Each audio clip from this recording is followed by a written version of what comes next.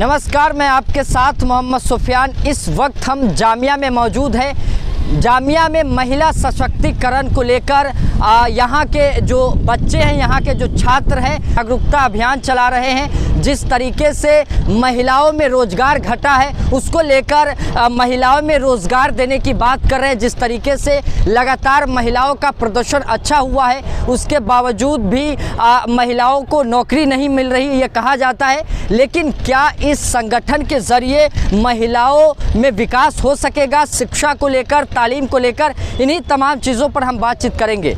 जामिया मिल्लिया इस्लामिया की इनेक्टिस संस्था के प्रेसिडेंट गौरव चक्रवर्ती ने बताया कि प्रोजेक्ट श्रीमती पर्यावरण के अनुकूल, बायोडिग्रेडेबल और पुनः प्रयोज्य सैनिटरी पैड बनाने के सिद्धांतों पर काम करने के अलावा नई दिल्ली में श्रम विहार की महिला समुदायों को समुदाय आधारित एक स्थिर आय स्रोत प्रदान करती है।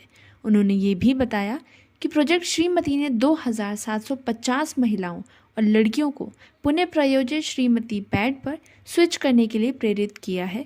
इस प्रकार 14 मीट्रिक टन कार्बन डाइऑक्साइड उत्सर्जन को कम किया गया है, जिससे कि पर्यावरण को स्वच्छ रखने में मदद मिलेगी।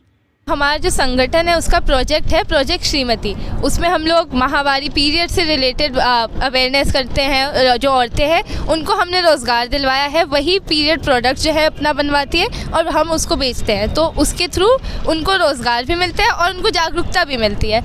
तो इससे वुमेन का जो है वो एम्पावरमेंट बहुत होता है। क्या ये संगठन महिलाओं के रोज़गार में अहम भूमिका निभा सकता है? हाँ, बिल्कुल निभा सकता है और निभा भी रहा है। ठीक है, वो कैसे? हम लोग एम्प्लॉयमेंट देते हैं उन लोगों को, उनको जागरूकता भी मिलती है, जैसे कि इन्होंने कहा। तो ये चीज़ उनकी खुद एक जागरूकता भी बढ़ा रहे हैं, एम्प्लॉयमेंट भी दे रहे हैं।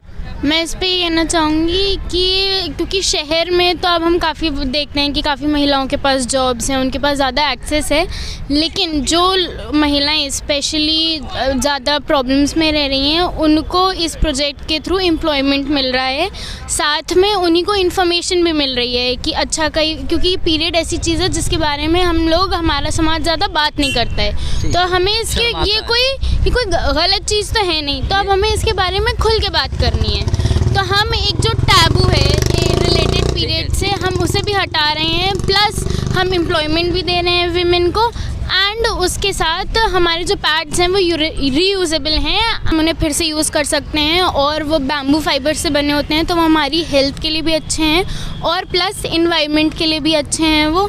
और हमारी दिल्ली के अलावा अब गोवा में भी यूनिट हैं, हम लोगों ने 40+ विमेन को एम्प्लॉय करा है। ग्रामीण इलाके हैं, वहाँ तक लोगों को जानकारी नहीं पहुँच पाई है, ख़ास तौर पर महिलाओं को। तो इस अभियान के ज़रिए गाँव तक कैसे आप जानकारी पहुँचा पाए?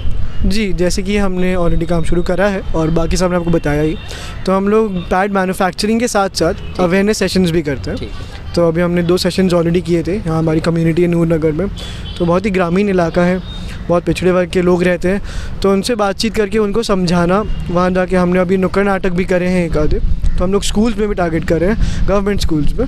तो वहाँ जाके वहाँ बच्चों से बात करना, उनको समझाना, उनके साथ पहले एक बॉन्ड बनाना ताकि वो लोग थोड़े से खुले, थोड़ा आराम से बैठे, फिर बातचीत करें। तो हम लोग बहुत अलग अलग आइडियाज़ लेके आते हैं, अलग अलग एक्टिविटीज़ कराते हैं। इसका असर आपको देखने को मिला है? 2015 से चला रहे इस संगठन को? जी, संगठन हमारा 2015 से चल रहा है। हमने श्रीमती, प्रोजेक्ट श्रीमती जिसका नाम है, ये हमने 2021 से शुरू किया है। तो अभी 1 आधा साल ही हुआ है, बट इम्पैक्ट ऑफ कोर्स देखने को मिला है। बहुत लोग खुल के हमारे कैंपस में लोग अब बात करने लगे, वरना कैंपस में भी उतनी बात नहीं होती थी।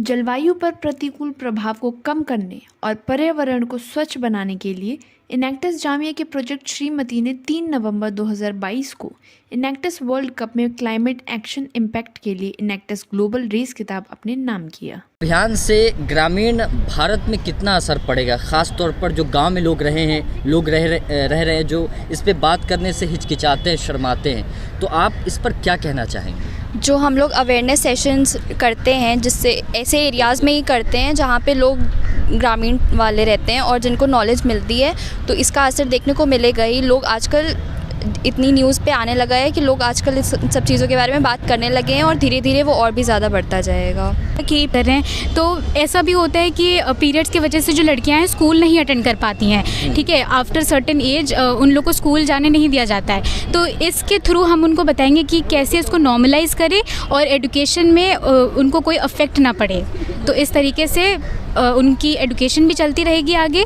और वही है कि बहुत बहुत शुक्रिया हमसे बातचीत करने के लिए। महिला सशक्तिकरण को लेकर हमने जामिया के छात्रों से और संगठन के लोगों से हमने बात की। उन्होंने कहा है कि जिस तरीके से जो जागरूकता का माहौल हम लोग फैला रहे हैं, ख़ास तौर पर ग्रामीण इलाके में, वो अब तक कहीं ना कहीं कारगर साबित होता जा रहा है। अब देखने वाली बात ये होगी क्या महिला अब शिक्षा के लिए आगे बढ़ सकेंगी, और जो अंधविश्वास महिलाओं के भीतर फैलाए जा रहे हैं, ख़ास तौर पर जो सेक्स से रिलेटेड जानकारी है या उससे इर्द गिर्द की जो जानकारियाँ है, क्या वहाँ तक ये जानकारी पहुँच पाएगी। देखने वाली बात ये होगी। कैमरा पर्सन मनीष के साथ मैं मोहम्मद सुफियान, जामिया मिलिया इस्लामिया से।